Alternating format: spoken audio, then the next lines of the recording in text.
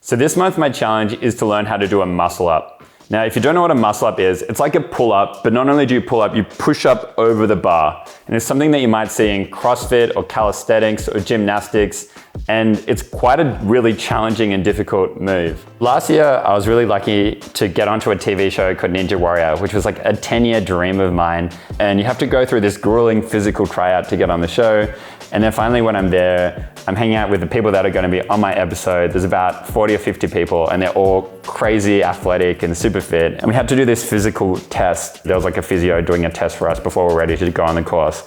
And he's like, all right, guys, I need everyone to do 5 muscle ups. And just person after person, you know, the 18-year-old, the 50-year-old, the 6'6", big muscly guy, they all were just pumping out muscle ups. And then it goes to my turn. I'm like, I can't do muscle up. Guys, I've never done a muscle up in my life, and I just knew I couldn't do a muscle up. I've been inspired by watching other YouTubers like Mike Boyd, Geek Climber, and Goal Guys, and watching them all do their own muscle up journey. And it looks also really rewarding.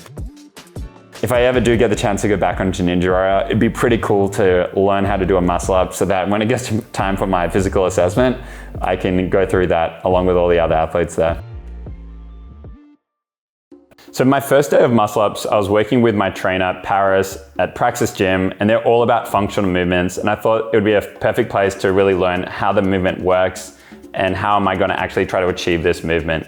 And so there's a lot of different ways to do a muscle up. You can do it strict form where you pull yourself straight up, but I'll be trying to do the kip muscle up, which is actually swinging your body, and it's meant to be an easier movement. It's more about a technique and it's less about overall power and flexibility. The first lesson, I was learning all of these different warm-up drills about getting the sensation of kicking my body over a bar to see what it feels like to actually get into the muscle up position. I was also hanging onto a bar and just learning how to kip. Kipping, although when I've seen it on YouTube, it looks like it's not that challenging, but for me it was really challenging. It was quite unintuitive, trying to figure out when to arch your back and when to pull through. And instead of like pulling on the bar, you're pushing down on the bar. And so that was a movement that was very unnatural to me. And if you watch Paris do it, or you watch people do the proper kip muscle up, you'll see they kind of are pushing away from the bar and then throwing their hips towards the bar and then pushing themselves over. And it's quite an unnatural movement and quite different to what you might be used to normally when you're doing a pull-up. It's definitely going to be something that's going to be a big challenge for me this month, learning that technique and knowing when to pull and how to actually get my body weight and momentum into the movement.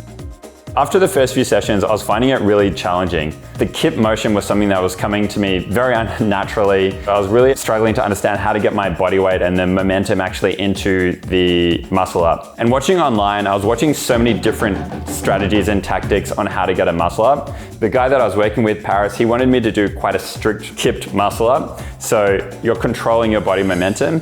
But then I'd watch it online and some people would jump into it and be swinging, and some people would have a big swing, and some people were talking about this push the button technique, where at the end of your swing, when you're swinging forward, you push down with your feet straight, and then you try to use that momentum. And I was starting to get a little bit overwhelmed by all the tactics and strategies to actually do it. Eventually, what I figured out was going to be really useful for me was just learning to get some confidence by doing some banded muscle ups. And so the great thing about working with a banded muscle up is you can take off 10 kilos or 20 kilos of your weight and work with a band and start to actually get the confidence of getting over the bar. There you go. I started to get some banded muscle ups with the assistance of my coach. 2, 3, and 3. There you go. Good. Close now, right? There it is. One on. 1, 2, 3. Good. Nice. So bend the elbows. Go down to the bottom. That's it. And then lean back and go to the swing. Yeah, nice. Bend the elbows. Good. Lean back. Hips. Yeah, there you go. Max. It's a triple now. So it's a PR in the set. And eventually started getting banded muscle ups by myself and started to get 3 pretty easily in a row. And so my goal was to keep working up more and more stretchy bands. The weaker the band, the more you're going to have to rely on your own strength and the less of the band actually helping you pull up. And so I was building up my confidence throughout that process. If you can do 10 pull-ups in a row, then you have the required strength. So my question for you is, can you do 10 pull-ups in a row? I can do 10 pull-ups. I also had the chance to speak to another amazing YouTuber called Geek who does his own challenges and learns things like a strict muscle up, or has improved his grip strength dramatically as well. And he gave me some really useful tips. Keeping is kind of controversial. I mean, like, if you keep it, people will say that's not a real muscle up. But you know what? If you want to do it, you gotta at least be able to do a keeping first, and then you do a strict one, right? So I think keeping helps a lot because it brings up the momentum. It helps you to get over the hump. One thing that I realized was foam rolling and mobility exercise actually helps a lot in terms of recovery. I think that's kind of underestimated. Like people, they all talk about you should train this and train that. But I feel like if you can recover fast enough, that means you can train more often. I think my experience with a band is I think it helps you familiarize like the movement of how to get up.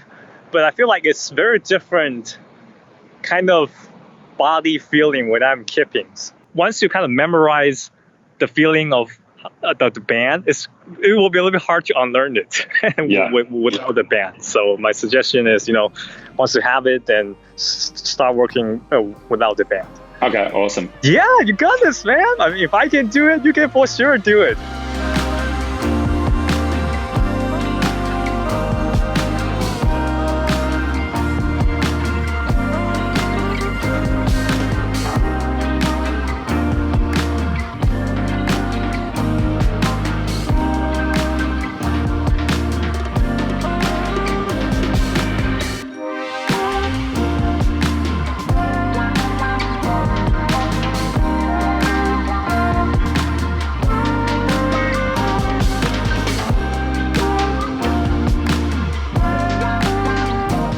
So one problem that I faced throughout this entire month was getting tendonitis in my elbow.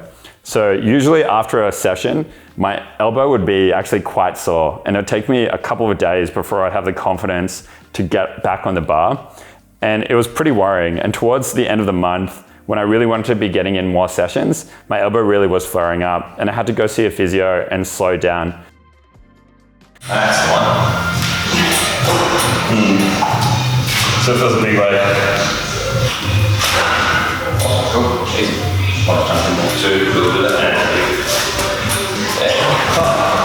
Yeah. Rest and do more. Let's just try it. You done? Yeah, done. Just not enjoying this at all.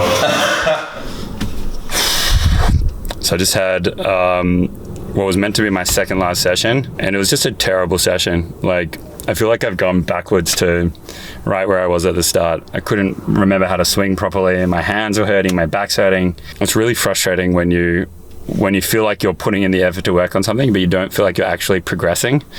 And that's the challenging thing with some of these skills, where it's like you either have it or you don't. When you're learning Spanish, you can learn a few more words and you can progressively feel like you're getting better. But with this, it's just like I've been working hard and now it doesn't feel like I've gone anywhere. So it is frustrating. I ended up calling my session short. I'm going to take a couple of days rest. Right now I just want to feel progression. I want to get some banded muscle ups. But it's really hard. So overall, the best effort that I got throughout the month was getting the odd muscle up with a weaker band. I never really got that form and that kip to get over the bar. I did have a couple of close attempts where I felt like maybe if I kept working at it after a few more weeks or maybe another month or two, I'd be able to get that non-banded muscle up. But throughout the month, I just couldn't get it. I don't want this to come across like the only reason I didn't succeed was because I did get injured or I did find that I was getting tendonitis in my elbow. I don't know if I would have got this challenge anyway because I was finding it really challenging. And I just kind of,